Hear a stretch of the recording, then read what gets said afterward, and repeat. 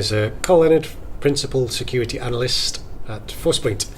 So I have a global role and I interpret trends across the threat landscape.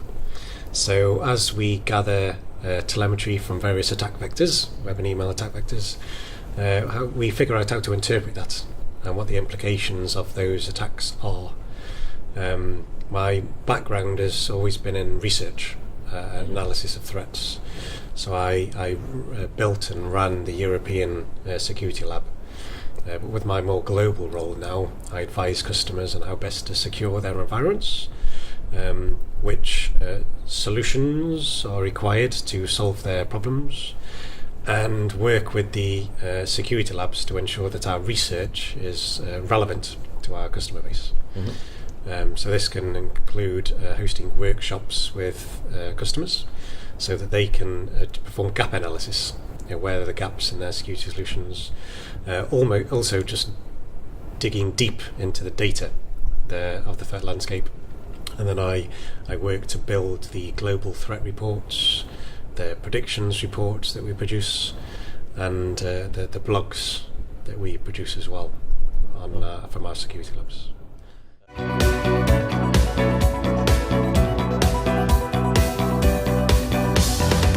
Product and development teams, and giving them feedback on how our clients are using our products, and also literally demonstrating the products and showing customers how they can get the best out of the products by understanding their problems that they're trying to solve, and then taking them through how they can run the various reports to best understand, say, threats around ransomware, and interpreting how we use our analytics suite to protect against those, and then how that products can be deployed successfully.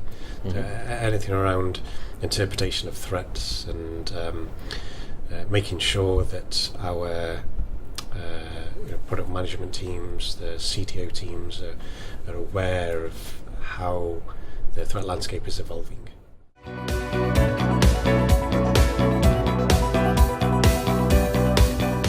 As a global, so Forcepoint globally, we have over 100 security researchers, 24/7, 365, and this team are built of machine learning experts, reverse engineers, and we build the next generations of analytics that go into the product.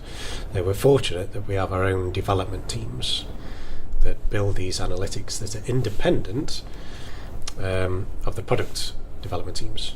So the product development teams can build in the features, but we have our own development teams that can design the analytics, create the appropriate algorithms, and then that allows us to be agile and keep up to date with the latest threats.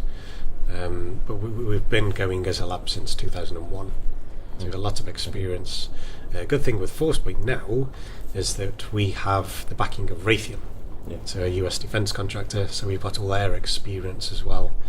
And also with the research teams that we have for the next generation firewall and the data loss prevention R&D teams, we actually all work together as a collective to make sure that we can keep up to date with the threat landscape. So quite an expansive team with extensive experience. Yeah.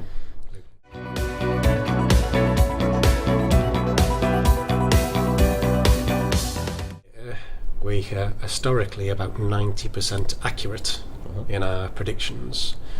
One thing from last year that we weren't perhaps anticipating is the lack of attention that malware authors had around mobile payments.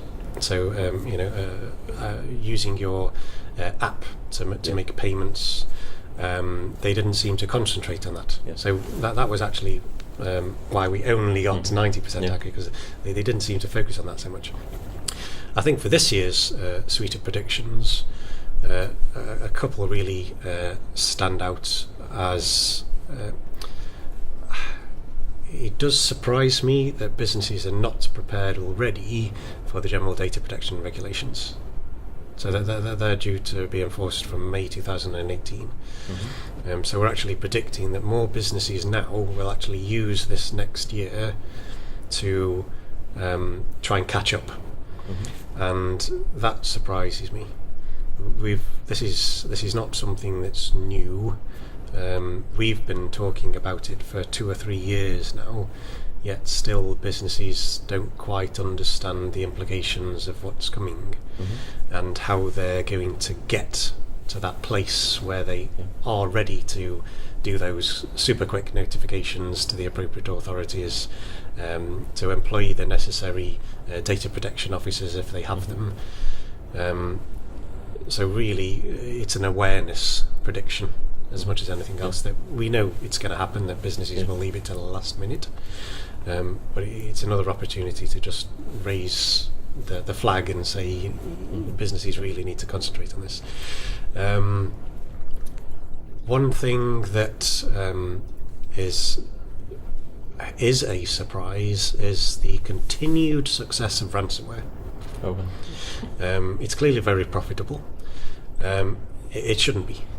There are ways that you can intercept the incoming law coming into your organisation, and there are ways that you can protect yourself as a business with appropriate backups and educate your end users on how to respond. So I'm whilst we're predicting that ransomware will continue and will actually morph into also getting a copy of your data and selling that to profit, as well as holding you to ransom. We're hoping that businesses will actually better protect themselves. This shouldn't be as much of a problem as it is.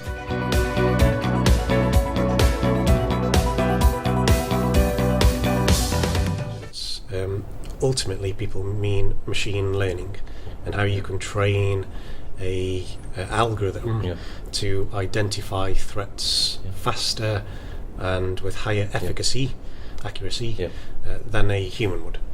And one of the areas that we have been looking at and have built into our products is something like incident risk ranking.